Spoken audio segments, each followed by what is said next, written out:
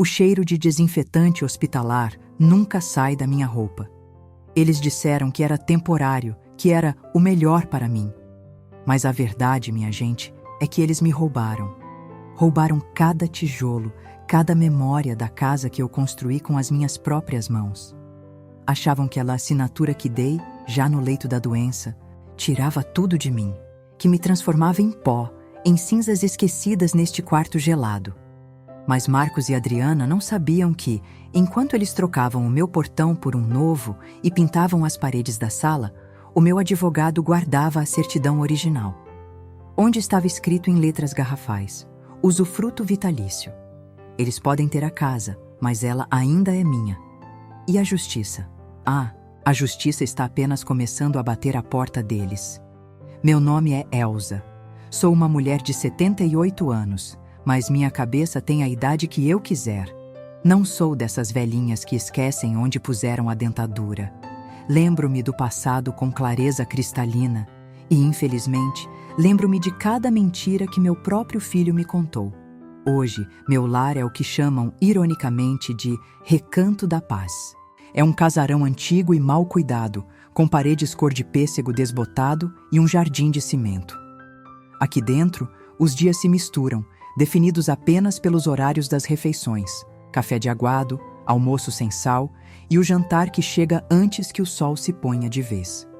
Quando cheguei, em fevereiro do ano passado, o sol ainda era uma promessa lá fora, e eu ainda carregava a ilusão de que estaria aqui por apenas algumas semanas. Eu tinha acabado de me recuperar de uma pneumonia forte. A médica disse que eu estava ótima, mas Marcos, meu filho, e Adriana, minha nora, insistiram que eu precisava de cuidados profissionais e descanso absoluto enquanto a casa passava por uma reforma urgente. Mãe, é só a cozinha e o telhado, disse Marcos, com aquele tom de voz de gerente de banco que ele usa quando quer me enrolar. A senhora não merece viver no meio da poeira. O Recanto da Paz tem fisioterapia, piscina aquecida. É um luxo. É como férias, mãe. Eu, boba, acreditei. Olhei para a mala de rodinhas que Adriana tinha feito para mim, quase vazia, com 3 camisolas e a foto do meu falecido marido, João. Ela fez questão de deixar meu álbum de fotos e minha caixa de joias, que não valiam nada, mas eram sentimentais, na casa, para não correr o risco de perder. Era o primeiro sinal, sutil, de que eles já haviam me desalojado mentalmente. Não nasci rica. Meu marido, João, era marceneiro. Eu, professora primária. Juntos, construímos uma vida sólida, tijolo por tijolo, na Rua das Primaveras. A casa, aquela que eles agora chamam de nossa, era a materialização de um sonho. Lembro-me do cheiro da madeira nova que João trazia da oficina. A sala de estar tinha o piso de peroba, lustrado a cera, que refletia a luz da tarde. O jardim? O jardim. Não era só cimento. Eu tinha roseiras, hortênsias azuis e uma jabuticabeira imensa no quintal, onde Marcos passava as tardes, tentando escalar os galhos. Nossa casa não era só um imóvel. Era um ninho, um porto seguro. Tudo o que tínhamos era para ele, Marcos. Investimos em sua educação, vendemos o único terreno que tínhamos para pagar a faculdade de engenharia dele em São Paulo. Ele se formou, casou-se com Adriana, uma moça fria, ambiciosa, mas que eu tentei amar como filha. Marcos sempre foi meu orgulho. O filho que venceu na vida. Quando ele nos visitava, dirigindo o carro importado, eu sentia que valeu a pena cada sacrifício. Eu e João sempre dissemos: nosso legado não é dinheiro no banco, Elsa. Nosso legado é a formação e o caráter dele. Caráter. Como essa palavra perde o sentido quando misturada com ganância. João se foi há 5 anos. Um infarto fulminante. A dor me rasgou, mas eu continuei de pé pela casa, pelas minhas memórias. Marcos e Adriana vieram morar conosco por um tempo para me ajudar a superar. Foi aí que tudo começou. Logo após a morte de João, as conversas sobre planejamento sucessório se tornaram frequentes. Mãe, a senhora não quer ter dor de cabeça com o inventário quando for a hora, né? É caro. demorado. Adriana dizia, enquanto me servia um chá de camomila que ela sabia que eu odiava. Ela sempre agia nos bastidores, como uma serpente. Marcos vinha com o lado prático. É melhor deixar tudo regularizado agora, mãe. É para sua segurança.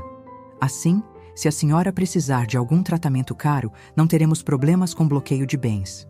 Eu confiava neles cegamente. Afinal, eles eram a minha única família. Meu único amparo. O momento crucial aconteceu um mês antes da minha pneumonia. Eu estava fragilizada, com a pressão baixa. Eles apareceram em casa com um notário. São só uns papéis, mãe. A transferência da nua propriedade para o nosso nome. É o planejamento sucessório, lembra? Marcos me passou uma caneta. Eu não li o documento inteiro. Não porque eu fosse senil, mas porque meus olhos estavam embaçados pela pressão e pela confiança. Eu perguntei, mas e se eu precisar voltar a morar aqui? Se eu não gostar do asilo que vocês estão planejando? Marcos segurou minha mão, parecendo genuinamente carinhoso. Ou o ator mais frio do mundo. Mãe, jamais. É claro que a senhora tem o usufruto vitalício. Isso está garantido no documento. A senhora pode morar aqui para sempre. Nós só estamos organizando a burocracia para que um dia não sobre para a gente. Usufruto vitalício. Essa era a palavra mágica. Ela garantia que, mesmo que o nome deles estivesse no registro da propriedade, o direito de uso era meu até o último dia da minha vida. Eu assinei, sentindo um alívio estúpido por ajudar meus filhos. Quando Marcos me deixou no Recanto da Paz, ele parecia apressado. Não quis entrar para tomar o café que a enfermeira-chefe ofereceu. Tenho reunião, mãe. A reforma da cozinha vai ser rápida. 2 semanas, no máximo. A senhora vai ver só. Ele me abraçou rapidamente. Senti o cheiro do perfume caro dele, o mesmo que ele usava desde que se formou. Era um cheiro que eu amava, mas naquele dia tinha um toque de azedo, de pressa culpada. Adriana mal desceu do carro, mandou um beijo acenando da janela e foi embora. Na primeira semana, as coisas pareciam normais. Marcos ligava todos os dias, sempre depois das 19 horas, perguntando como estava a fisioterapia e se a comida era boa. Ele prometeu me trazer meu rádio antigo no fim de semana, porque ele sabia que eu gostava de ouvir música clássica. O fim de semana chegou. Nenhuma visita. Liguei. Mãe, desculpa, estou na obra. O pedreiro deu um problema. Sabe como é, né? Correndo muito. Amanhã eu juro que passo. Eu aceitei a desculpa. Afinal, reformas são complicadas. Na segunda semana, a assistente social do Recanto da Paz, Sônia, veio conversar comigo. Ela era uma jovem de olhos cansados, mas gentis. Dona Elza, a senhora está se adaptando bem? Geralmente a adaptação é mais fácil quando a família vem nas primeiras semanas. Eles estão muito ocupados com a reforma da casa, querida. Mas devem vir no próximo fim de semana. Vão me trazer para passear. Eu menti por eles, sentindo meu rosto esquentar. Eu estava defendendo a ausência deles para uma estranha. O próximo fim de semana veio. E passou. As chamadas de Marcos diminuíram de diárias para 2 vezes por semana. Depois, 1 vez. E, finalmente, apenas um SMS seco aos domingos, perguntando se eu precisava de algo. Eu nunca pedia nada. Não precisava de coisas materiais. Eu precisava de presença. Liguei para o telefone fixo da minha casa. O número estava fora de serviço. Quando perguntei a Marcos, ele disse: "Ah, mãe, tivemos que trocar a linha por causa do provedor de internet novo. Não se preocupe, te ligo eu." A mentira era simples, mas o efeito foi devastador. Ele tinha cortado minha linha de comunicação direta com o que era meu. Lembrei-me do meu vizinho, seu Osvaldo. Ele sempre me ligava às quartas-feiras para saber se eu tinha bolo de fubá. Tentei ligar para ele pelo telefone do Recanto da Paz, mas Sônia, a assistente, me informou que as ligações eram monitoradas e limitadas. 3 meses se passaram. 3 meses que deveriam ser apenas 2 semanas. Eu olhava para o calendário e tentava me animar. A Páscoa estava chegando. Certamente, eles viriam me buscar para o almoço de família. Certamente, eles não me deixariam passar uma data tão importante sozinha. Eu arrumei meu cabelo grisalho e coloquei o único vestido bom que trouxe. aquele azul marinho de botões perolados. Passei a manhã sentada na varanda, olhando para o portão. Minha garganta estava seca, mas eu não conseguia levantar para tomar água, com medo de perder a chegada deles. A enfermeira Clara trouxe meu prato de bacalhau, sempre sem gosto, e o colocou na minha mesa. Dona Elsa, vamos almoçar. Sua visita não veio ainda. Às 14 horas, um SMS de Marcos. Sem acentos, sem emoção. May, desculpa, mas a Adriana não estava se sentindo bem. Fica pra próxima. Feliz Páscoa. Te amo. Te amo. A frase mais vazia que já ouvi na vida. Voltei para meu quarto. O cheiro de desinfetante parecia mais forte que nunca. Eu abraçava a foto de João e chorava, não pela perda dele, mas pela descoberta brutal de que, para meu único filho, eu havia me tornado um inconveniente. Mas, apesar de tudo, no fundo, eu ainda me agarrava à promessa do usufruto vitalício. Aquele era o meu bote salva-vidas. Eu ainda tinha esperança. Esperança de que tudo isso fosse um mal-entendido, uma fase de egoísmo que logo passaria. Eu não sabia que a Páscoa era apenas a primeira das muitas datas que eu passaria sozinha, e que o pior golpe ainda estava por vir. Depois da Páscoa, a esperança, que antes era uma chama, virou uma brasa moribunda. O outono chegou, e com ele, o frio úmido do Recanto da Paz que parecia entrar nos ossos. Marcos não ligava mais nos domingos. Os SMS tornaram-se esporádicos e superficiais. Se eu respondia pedindo algo específico, tipo a minha manta de tricô vermelha que minha mãe me deu, ele respondia dias depois. Adriana não achou. Deve estar guardada no depósito. Depósito. Minha casa era um depósito para as minhas coisas, e eu, um item inconveniente deixado incomodado. Eu tentava preencher o vazio com as atividades do asilo, mas a fisioterapia era mecânica e as sessões de bingo me deprimiam.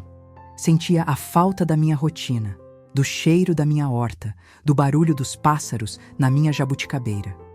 Meu aniversário de 78 anos caiu em uma quarta-feira de junho, uma data que João jamais esqueceria. Ele sempre trazia um bolo de fubá, meu favorito, e rosas cor de chá. No Recanto da Paz, eles celebram os aniversários do mês na última sexta-feira. Era uma festa coletiva, com um bolo industrializado e velas que piscavam tristemente. Ninguém da minha família estava lá. A enfermeira Clara, a única que parecia me ver de verdade, trouxe-me um copo de suco de laranja natural, contrabandeado da cozinha. Feliz aniversário, Dona Elsa. Fiquei sabendo que a senhora gosta de suco de laranja. Obrigada, Clara, eu murmurei, sentindo um nó na garganta. Naquela noite, meu telefone do quarto tocou. Era Marcos. Meu coração deu um salto bobo. Alô? Mãe? Desculpa a correria, ligando só para desejar um parabéns. Estamos na correria aqui. A casa sabe como é. Terminaram a pintura, mas agora estamos com a instalação do ar-condicionado na sala de TV. Eu engoli em seco. Ar-condicionado. Na sala de TV? Não precisamos de ar, Marcos. Você se lembra que o vento bate daquele jeito. Ele me cortou, impaciente. Sim, mãe, mas agora precisamos. Mudança de planos. Enfim, preciso ir. Tenho que pegar a Adriana. Beijo. Ele desligou. Foi o pior presente que recebi na vida. O ar-condicionado na sala de TV não era para mim. Era para eles. Era um sinal de que eles estavam se estabelecendo. Não de que estavam terminando uma reforma temporária. Aquele telefonema não era afeto. Era um checklist. O abandono atinge seu pico nas datas festivas. O Recanto da Paz tentava criar uma atmosfera de alegria forçada no Natal. Colocaram luzes pisca-pisca na área comum, mas o som do Jingle Bells abafava o choro contido de alguns moradores. Eu me lembrei de como era o Natal na minha casa. O peru que passava o dia no forno, o cheiro de canela do arroz doce, a risada de João e Marcos abrindo presentes debaixo da árvore real. Marcos tinha prometido que viria no dia 24 de dezembro. É a nossa tradição, mãe. A ceia. Claro que vou te buscar. Não se preocupe. Eu passei o dia olhando pela janela, observando a neve, que nunca cai aqui, mas eu fantasiava que caía para dar um toque mágico à espera. Nada. Às 20 horas, Sônia, a assistente social, sentou-se ao meu lado. Ela estava de plantão, com o rosto pálido e cansado. Dona Elsa, Marcos ligou. Ele e Adriana pegaram uma gripe forte. Não vão poder vir. Ele pediu desculpas. Eu não chorei.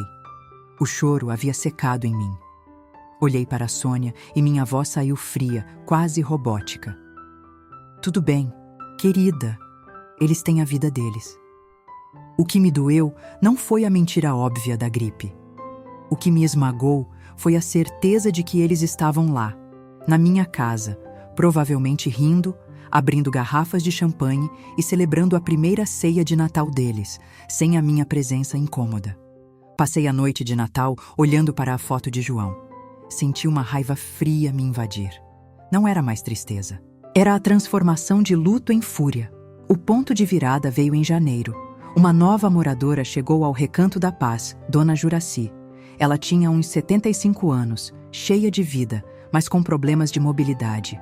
E o detalhe crucial, ela morava no mesmo bairro que eu.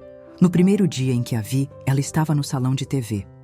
Eu me aproximei, curiosa. A senhora não é da Rua dos Lírios, perto da Primaveras? Perguntei. Os olhos dela se iluminaram. Sou sim. Perto daquela casa linda, com o portão de madeira recém-trocado. É lá que mora meu neto. Meu coração começou a bater descontroladamente. Portão de madeira? Dona Juraci, a senhora está falando da casa que tem a jabuticabeira alta? Essa mesmo. Umas 3 quadras acima. Uma reforma de primeira. Eles derrubaram a varanda antiga e puseram uma área gourmet espetacular, com churrasqueira. Eu senti o chão sumir. Derrubaram a varanda. Minha varanda, onde João tomava café e eu lia meus livros. Quem está morando lá agora, Dona Juraci? É um casal jovem? Ah, sim, o Marcos e a Adriana. Pelo que eu soube, a casa era da mãe dele. Coitada, a mãe está num asilo, disseram. Mas a casa ficou impecável. Sabe quanto custou o porcelanato da piscina nova? Eu soube pelo meu neto. Eu não ouvi o resto. Minha cabeça zumbia. Piscina nova, área gourmet, reforma de primeira. 2 semanas, disseram. 2 semanas para o telhado e a cozinha. Eles não reformaram, eles remodelaram. Eles transformaram a casa que eu e João construímos em uma mansão moderna para eles, enquanto me deixaram chafurdando em lençóis com cheiro de cloro. Eu precisava de mais provas. Não podia acusar Marcos de tal crueldade apenas com o testemunho de uma vizinha fofoqueira. O Recanto da Paz tinha um telefone público para os moradores que queriam ligar para fixos. Ele ficava num corredor pouco usado, perto da lavanderia. Eu passei a esperar o horário do almoço, quando a maioria dos funcionários e moradores estava ocupada, e comecei a ligar para o número antigo do meu vizinho, seu Osvaldo. Na 4ª tentativa, a ligação foi atendida por uma voz jovem. Alô? Quem fala? Perguntei, sentindo as mãos suarem. É o Pedro, o vizinho do Osvaldo. Ele saiu. Quer deixar recado? Pedro, sou a Elsa. Dona Elsa, da casa da Jabuticabeira. Você sabe como o Osvaldo está? E a casa? Pedro hesitou. Dona Elsa, a senhora está no asilo, né? Sim, mas logo volto. Diga-me, Pedro, como está a casa? A reforma já terminou? Ele hesitou de novo. Senti que ele estava com medo de falar. Olha, Dona Elsa, a reforma terminou tem tempo. O pessoal se mudou de vez, sabe? E eles estão vendendo o carro do senhor João. Vi o Marcos colocando uma placa de vende-se no para-brisa ontem. O carro de João, um Corcel azul claro que ele guardava com tanto zelo. Marcos estava vendendo o último resquício material do meu marido, algo que não estava no planejamento sucessório, algo que ele me disse que guardaria para a memória do pai. A venda do carro era o primeiro sinal claro de que eles estavam liquidando meus bens e não apenas usufruindo da casa. E isso me deu um clique. E se eles tivessem vendido a casa, apesar do meu usufruto? O usufruto vitalício é um direito real. Garante que, mesmo que eles sejam os proprietários, ninguém pode me tirar o direito de morar nela ou de alugá-la. É uma trava legal poderosa. Mas e se eles estivessem tentando vender a casa sem mencionar o usufruto? Isso é fraude. Eu comecei a observar os telefones de Marcos com mais atenção. Quando ele ligava, eu notava a frieza. Ele jamais mencionava a data de retorno. Eu percebi que a verdadeira razão do meu confinamento não era a minha saúde ou a poeira da reforma, era o usufruto. Se eu estivesse na casa, eu seria uma barreira.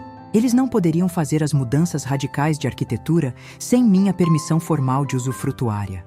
E o pior, se eles quisessem vender, a presença de uma idosa no imóvel com usufruto vitalício desvaloriza o bem drasticamente. Ninguém compra uma casa de milhões sabendo que não pode usufruí-la até a morte do morador. Eu era o estorvo. Eu era a cláusula que eles tentavam contornar. Lembrei-me do meu advogado, Dr. Cláudio, um homem honesto, amigo de João. Eu havia confiado a ele a guarda da cópia original da escritura, caso precisasse de alguma prova no futuro. Ele era meu único aliado externo, mas eu não o contatava há meses. Fevereiro chegou, marcando 1 ano que eu estava no Recanto da Paz. Ninguém me parabenizou pelo aniversário de asilo. Eu me olhei no espelho do banheiro. Meu cabelo estava mais branco e havia círculos escuros permanentes sob meus olhos. Eu era uma sombra de Elsa, a professora enérgica e dona de casa zelosa. Durante a visita semanal do padre Ricardo, ele parou ao meu lado, no banco do jardim de cimento. Dona Elsa, o que a aflige hoje? Padre, eu disse, a voz rouca. Eu construí uma vida. Eu plantei árvores. Eu ensinei centenas de crianças. Eu criei um filho que venceu na vida. E no fim, eu sou descartável. Eu sou apenas um peso morto. Eu estava no meu ponto emocional mais baixo. Eu me sentia inútil. Meu legado estava sendo reescrito por meu próprio filho. Elsa, a velha esquecida que cedeu tudo por amor cego. Naquela noite, deitada no meu colchão fino, o cheiro de desinfetante parecendo impregnar minha alma, eu sentia a dor da traição corroer a última célula de carinho que eu tinha por Marcos. Eu o amava, sim, mas não podia amar a frieza de um ladrão. Minha mente, no entanto, estava começando a funcionar em alta velocidade. Eles me achavam frágil, doente e, acima de tudo, distante. Eles não sabiam que eu ainda tinha meus contatos e, mais importante, não sabiam que eu havia protegido o meu maior direito. Eu precisava agir. Eu precisava sair do papel de vítima e assumir o papel de usufrutuária que era, por direito, a dona daquela casa. E para isso, eu precisava do Dr. Cláudio. A dor se transformou em estratégia. A vulnerabilidade deu lugar à determinação. Eu não seria mais a velha boba. Eu seria a Elsa, a mulher que lhes daria a lição de suas vidas. O mês de março chegou, trazendo uma chuva fria e persistente. Mas dentro de mim, a temperatura subia. Não era mais a tristeza que me dominava, mas uma fúria calculada. Eu não era inútil. Eu era uma peça de xadrez temporariamente fora do tabuleiro, observando o jogo. A primeira coisa que fiz foi parar de chorar. As lágrimas só serviam para me enfraquecer e dar a impressão aos funcionários do Recanto da Paz de que eu estava deprimida, ou pior, com indícios de declínio cognitivo. Eu comecei a reverter essa percepção. Durante as refeições, eu participava ativamente das conversas sobre política e economia, demonstrando lucidez. Na fisioterapia, em vez de reclamar, eu perguntava sobre os exercícios e fazia anotações mentais. A enfermeira Clara e a assistente Sônia começaram a me olhar com respeito renovado. Dona Elsa, a senhora está ótima hoje, comentou Sônia. Estou sim, querida. Só estou cansada de ser tratada como louça velha. Eu sou uma idosa, não uma inválida, respondi com um sorriso seco. Meu foco principal era o Dr. Cláudio. Ligar para ele do telefone público era arriscado. Eu precisava de privacidade. Comecei a bolar um plano que envolvia Sônia e a minha impecável reputação como a idosa educada e quieta do asilo. O dia do chega aconteceu quando Marcos ligou. Não era para perguntar como eu estava, mas sim para me dar uma ordem. Mãe, recebi um aviso do condomínio da casa. Está chegando uma correspondência importante. Se por acaso alguém do Recanto da Paz encaminhar para você, Me avise imediatamente e não abra. Pode ser imposto antigo, coisa chata de burocracia. O tom dele era autoritário, sem disfarces. Ele estava com medo de algo que eu pudesse descobrir. Aquilo confirmou minhas suspeitas. Algo grave estava acontecendo com a casa. Eu suspirei. Claro, meu filho. Não se preocupe, eu não abrirei nada. Ele desligou, satisfeito com a minha obediência. Mas ele não entendeu que aquela era a última vez que eu agiria como a mãe submissa. Naquele instante, a dor deu lugar à frieza da vingança. Eu não queria apenas a casa de volta. Eu queria que Marcos e Adriana soubessem exatamente o que significa perder a dignidade. Meu primeiro passo era contatar Dr. Cláudio. Eu sabia que Sônia costumava sair todas as terças-feiras, por volta das 15 horas, para ir ao correio. Eu precisava ir com ela. Naquela terça-feira, abordei Sônia no escritório. Sônia, querida, preciso de um favor. Particular e confidencial. Ela franziu a testa. Claro, dona Elza. Preciso ligar para meu advogado. É uma questão urgente e muito particular. Não posso usar o telefone do corredor, pois temo que o som da minha voz seja ouvido por outros. Eu mantive minha voz calma e controlada, a personificação da dignidade em crise. Ah, mas as ligações do escritório são só para administração. Sônia, eu sou uma pessoa lúcida e tenho assuntos financeiros pendentes. Por favor, eu sou uma ex-professora, nunca faria nada para prejudicá-la. Dê-me 5 minutos sozinha com o seu telefone particular depois que você sair para o correio. É uma emergência legal. A lucidez do meu pedido e o pânico disfarçado convenceram Sônia. Ela sabia que eu não era uma moradora problemática. Tudo bem, dona Elza. Eu confio na senhora. Estarei fora por 15 minutos. Use o telefone e não diga nada sobre isso para ninguém. Meu coração batia forte. Enquanto Sônia saía, eu peguei o telefone fixo do escritório e disquei o número do escritório de Cláudio. Cláudio Associados, bom dia. Doutor Cláudio, por favor. É Elza Ferreira. A secretária parecia surpresa. Dona Elza, que bom ouvir sua voz. Pensei que estivesse incomunicável. O Dr. Cláudio pegou o telefone imediatamente. Sua voz era grave e preocupada. Elza, pensei que algo tinha acontecido. Marcos me disse que você estava muito doente e preferia não ser perturbada. Ele mentiu, doutor. Estou perfeitamente lúcida e bem de saúde. O único problema que tenho é que fui vítima de um abandono orquestrado. Eu fui rápida. Resumi o último ano. A reforma de 2 semanas, que virou uma remodelação de luxo, a área gourmet, a piscina, a venda do carro de João e, o mais importante, a minha suspeita de que eles estavam ignorando a cláusula de usufruto. Dr. Cláudio, o senhor tem a cópia original da escritura com o usufruto vitalício? Sim, dona Elza. Está no nosso cofre. É inquestionável. Seu direito é absoluto. Um alívio gelado percorreu minha espinha. A prova estava segura. Eu tinha a arma. Marcos está agindo como se fosse o único dono. Ele está usufruindo de tudo e sinto que está se preparando para uma venda ou está usando a casa como garantia para algum empréstimo. Doutor, eu preciso do meu direito de volta e preciso de justiça. Elza, o que você quer fazer? Entrar com uma ação de reintegração de posse? Não. Eu quero que eles paguem pelo abandono moral e pela tentativa de fraude. Eu não quero apenas a casa. Eu quero o escândalo. Eles são pessoas de reputação na sociedade. Eu quero que o nome deles seja arrastado na lama. Quero deserdá-los de qualquer bem restante. Eles precisam saber que não se rouba a dignidade de uma mãe. Dr. Cláudio ficou em silêncio por um momento. Dona Elza, você tem certeza. Será um processo longo e doloroso. Eu passei o último ano numa cela forçada, Dr. Cláudio. Dor eu já conheço. Agora, eu quero a luta. Eu estou cansada de ser a vítima.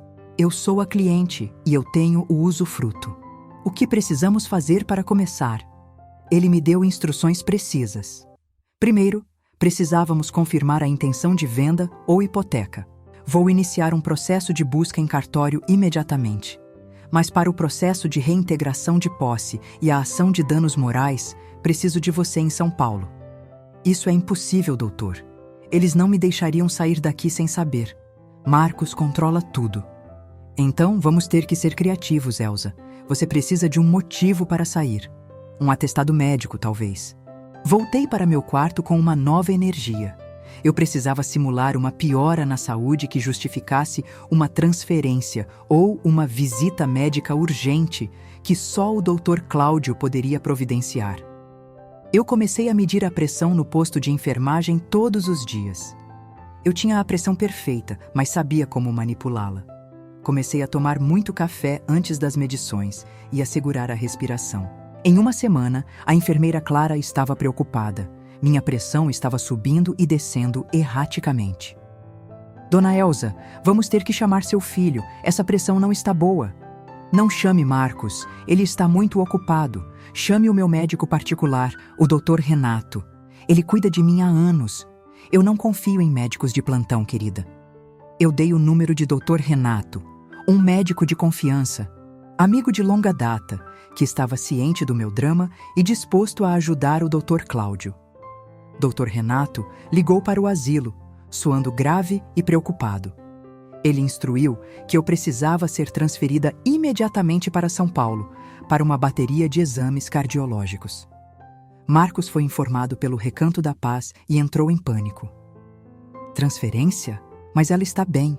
É muito caro levar para São Paulo. Ela não precisa disso. Marcos tentou cancelar a transferência, mas o Recanto da Paz seguiu o protocolo. Dr. Renato era um cardiologista renomado. Ele me buscou em uma ambulância particular no final de abril. Quando Marcos chegou, apressado, ele me viu entrar na ambulância. Mãe! O que é isso? Eu disse que não precisava! Olhei para ele pela primeira vez com total desprezo, mas mantive a máscara da fraqueza. Marcos, estou me sentindo muito fraca. O Dr. Renato disse que não posso esperar. Não se preocupe. Logo eu volto. Ele acreditou. Ele me viu pálida e doente. E o que era mais importante para ele, ele achava que eu estava indo para um hospital onde ficaria ainda mais incomunicável. Ele não podia imaginar que eu estava indo diretamente para o escritório do meu advogado. Em São Paulo, não fui para um hospital. Fui para um flat discreto, alugado pelo Dr. Cláudio, onde eu podia ter acesso a computadores, telefones e, mais importante, a paz e o silêncio para planejar. O Dr. Cláudio me atualizou. Elsa, meus pêsames. As buscas em cartório confirmaram o pior. Marcos e Adriana não haviam vendido a casa, mas haviam dado o imóvel como garantia em uma hipoteca de alto valor para financiar a área gourmet, a piscina e talvez até algum outro negócio de Marcos. Acontece que eles esqueceram de mencionar a cláusula de usufruto vitalício ao banco.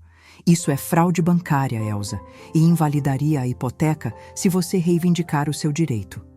E o que o usufruto me permite fazer agora, doutor? Como usufrutuária, a lei te protege. Você pode exigir o seu direito de moradia e cobrar aluguel deles por estarem usufruindo do seu bem sem sua permissão formal. E ainda pode exigir a reparação dos danos que fizeram ao imóvel, a demolição da varanda, por exemplo. Mas o principal é que eles serão expostos ao banco e ao público. Eu sorri. Meu sorriso era frio. Eu tinha Marcos na palma da minha mão. A reputação dele, como engenheiro de sucesso, seria destruída. Eu comecei a escrever cartas e documentos. Dr. Cláudio começou a coletar as evidências do meu abandono. Usamos os registros do Recanto da Paz, as chamadas esporádicas, a ausência nas datas festivas e o depoimento da enfermeira Clara e Sônia, que concordaram em testemunhar sobre a negligência e o confinamento. Eu escrevi uma carta ao meu gerente de banco, que havia anos mantinha meus investimentos, pedindo para que congelasse qualquer movimentação de contas conjuntas, temendo que Marcos tentasse saques fraudulentos. Eu havia sido previsora e mantido a maioria dos meus bens líquidos em contas separadas. A transformação estava completa. Eu não era mais a velha ingênua. Eu era Elsa, a estrategista. Dr. Cláudio, eu disse, olhando a janela do flat com a cidade agitada lá embaixo.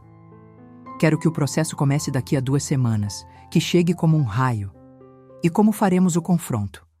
Eu vou voltar para a minha casa, não com a polícia, mas com a certidão de usufruto e a imprensa. Eu quero que eles me vejam entrando pela porta que eles tentaram me trancar para sempre. 2 semanas depois, no dia 15 de maio, o céu estava de um azul vívido. Eu estava em um táxi preto, a caminho da Rua das Primaveras.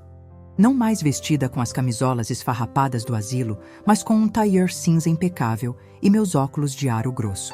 Eu parecia a professora severa que eu era na juventude. Dr. Cláudio me seguia em outro carro, com a certidão de usufruto em uma pasta lacrada e um repórter investigativo do maior jornal da cidade no banco do passageiro. Eu não queria apenas justiça legal. Eu queria a exposição pública, que destruiria a reputação de Marcos. Chegamos à Rua das Primaveras. A casa estava irreconhecível. O portão antigo de madeira havia sido substituído por uma estrutura de alumínio automatizada e moderna. A varanda que João e eu amávamos era agora um espaço fechado, com janelões de vidro que davam para a nova área gourmet. A jabuticabeira ainda estava lá, um milagre, mas o jardim estava dominado por decks de madeira e espreguiçadeiras luxuosas. Eu instruí o motorista a parar em frente ao portão. O repórter, Sr. Roberto, desceu primeiro, com sua câmera discreta. Eu apertei a campainha. Marcos atendeu pelo interfone impaciente. Quem é? Não estou recebendo visitas hoje. Minha voz, firme e fria, soou pelo alto-falante. Sou eu, Marcos, sua mãe. Houve um silêncio mortal. Eu podia imaginar o sangue fugindo do rosto dele. Mãe? O quê? O que você está fazendo aqui? O hospital te deu alta? Você deveria ter ligado. Eu estou na minha casa, Marcos, e eu não preciso de permissão para entrar. O portão automatizado demorou a abrir, mas ele abriu. Marcos estava na porta, vestindo bermudas e uma camiseta de grife. Adriana estava atrás dele, pálida, com a mão no peito. Mãe, o que significa isso? Por que você saiu do hospital? A reforma ainda não terminou. A casa não está segura para você. Volte para a ambulância agora, ele gaguejou. Eu entrei, sem pedir licença. Dei 2 passos e parei na sala de estar, no piso de peroba que eles cobriram com porcelanato. Olhei em volta. Tudo novo, tudo deles. A reforma terminou há meses, Marcos. O telhado ficou pronto em 2 semanas. O que terminou foi a minha paciência. Adriana tentou intervir, com a voz esganiçada. Dona Elza, por favor, vamos conversar na cozinha. Você está alterada. Isso não faz bem para sua pressão. Olhei diretamente para ela. Não me dirija a palavra, Adriana. Você não é minha filha, é minha ladra. E o único lugar para onde vou agora é o escritório do Dr. Cláudio. Neste momento, Dr. Cláudio entrou na sala, seguido pelo repórter Roberto, que estava discretamente tirando fotos da minha entrada e da expressão de pânico dos dois. Marcos ficou vermelho de fúria e medo. Ele olhou para o Dr. Cláudio, depois para o homem com a câmera. O que é isso, Cláudio? Quem é esse homem? O que você está armando, mãe? Não estou armando, Marcos. Estou executando. Dr. Cláudio está aqui como meu procurador. Eu sou a usufrutuária vitalícia deste imóvel. E a partir deste momento, eu exijo que vocês desocupem a minha casa. Marcos riu nervoso, uma risada histérica. Você está louca, mãe. A casa está em nosso nome. Você assinou. Temos a escritura. O Dr. Cláudio estendeu o documento, aberto, apontando para a cláusula. Marcos, Adriana, o que vocês têm é a nua propriedade. O direito de uso e habitação, o usufruto, pertence a Dona Elza até o último dia de vida dela. Vocês não podem morar aqui sem a permissão dela. Vocês não podem fazer reformas estruturais sem a anuência dela. E, principalmente, vocês cometeram fraude bancária ao hipotecar este imóvel sem declarar a existência do usufruto. O rosto de Adriana empalideceu ainda mais. Ela entendeu a gravidade da palavra fraude bancária. O banco de vocês será notificado hoje. A hipoteca será contestada e o banco pode exigir a quitação imediata do empréstimo devido à omissão de informações cruciais. continuou o Dr. Cláudio, implacável. O quê? Isso é impossível. Mãe, você não faria isso. Você vai me arruinar. Marcos suplicou, a voz de gerente de banco sumindo para a de um menino mimado. Marcos tentou a última cartada, a manipulação emocional. Ele se ajoelhou, abraçando minhas pernas. Senti o cheiro de suor e desespero dele. Mãe, por favor, eu sou seu filho, eu te amo. Foi um erro, foi a Adriana que me incentivou. Você sabe como ela é gananciosa. Eu te imploro, não faça isso. Eu te tiro do asilo amanhã, prometo. Eu olhei para baixo, para a cabeça dele em meu colo. Lembrei-me do meu aniversário, do Natal sozinho, da mentira sobre a gripe, do abandono total. Eu não senti nada além de nojo. Levante-se, Marcos. Eu criei um homem, não um parasita. Você me roubou não apenas a casa, mas meu tempo, minha dignidade, minha fé em você. Você me deixou sozinha, achando que eu era fraca demais para revidar. Eu afastei minha perna. Ele caiu no chão. Você não me tira de lugar nenhum. O Recanto da Paz foi onde você me deixou. Agora, eu estou voltando para a minha casa e vocês dois têm 24 horas para retirarem os seus pertences. Do contrário, acionaremos a polícia para a reintegração de posse. Adriana gritou.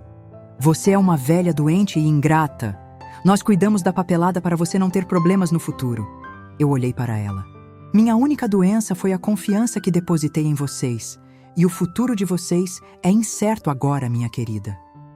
O repórter Roberto anotava tudo freneticamente. O escândalo estava garantido. Marcos e Adriana tentaram ligar para o próprio advogado, mas era tarde demais.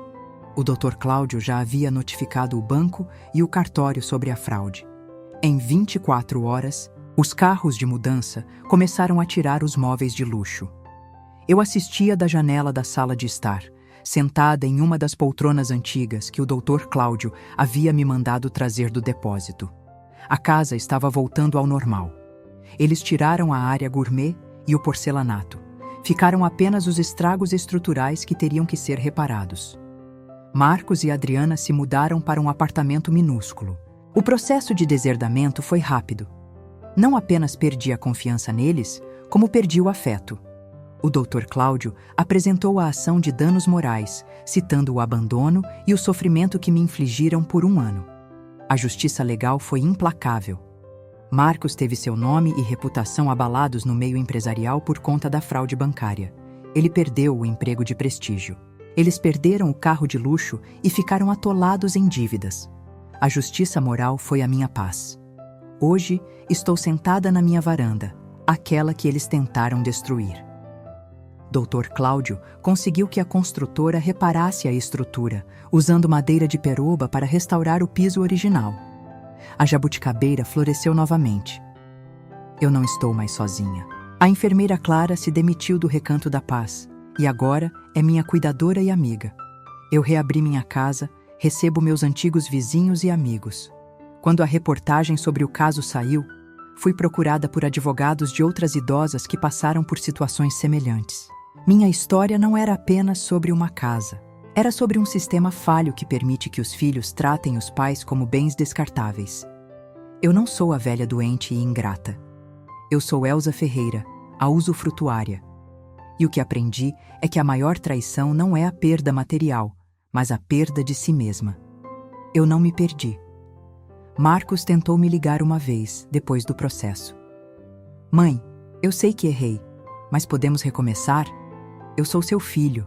Minha resposta foi curta e definitiva. Não, Marcos. Eu não sou mais sua mãe. Eu sou sua credora legal. Você tem que aprender que a única coisa que um filho deve aos pais é respeito e presença. E você falhou miseravelmente nisso. Viva com as consequências das suas escolhas. Eu já estou vivendo com as minhas e elas são felizes.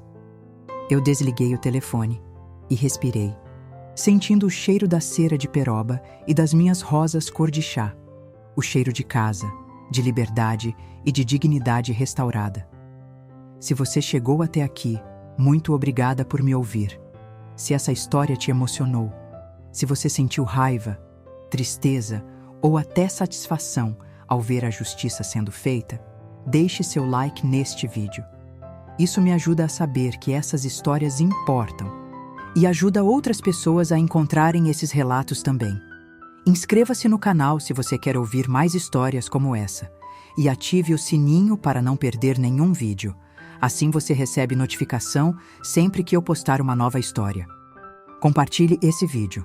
Comente aqui embaixo o que você faria no meu lugar. Eu leio todos os comentários. Obrigada por estar aqui. Até a próxima história. Que Deus abençoe vocês.